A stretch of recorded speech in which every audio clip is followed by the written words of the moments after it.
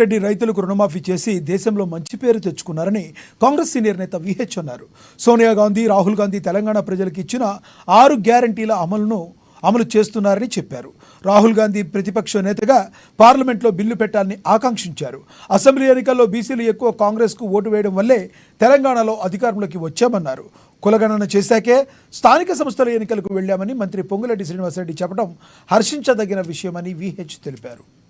దాని వల్ల పిల్లలు అదే విధంగా ఇవాళ నేను కేబినెట్ లో ఉన్నటువంటి మంత్రి శ్రీనివాస్ రెడ్డి ఒక చక్కటి పాఠం ఆలోచన ఒకటే, ఈ ఎన్నికలు రాహుల్ గాంధీ ఏమన్నాడు, caste wise census should be conducted అన్నాడు. అదే విధంగా నితీష్ కూడా చేశాడు. అదే విధంగా స్టాలిన్ కూడా తమిళనాడులో చేస్తున్నారు. కనుక ఇది ఆయన ఇవాళ మొన్ననే ప్రధానంగా అయ్యేవాడు, కానీ కొద్దిలో తప్పిపోయింది. అయినా అపోజిషన్ లీడర్ కనుక తప్పనిసరిగా ఆయన పార్లమెంట్ లో బిల్లు పెట్టాలి, అందరినీ మొబిలైజ్ చేసే బాధ్యత. అదే విధంగా రోజు పేపర్లలో ఒకటే అంటున్నారు, క్యాస్ట్ వైజ్ సెన్సస్ అయిన తర్వాతనే యంగ్స్టర్ ను ఎంకరేజ్ చేస్తున్నాడు. ఏ విధంగా రైతులకు రుణమాఫీ చేసి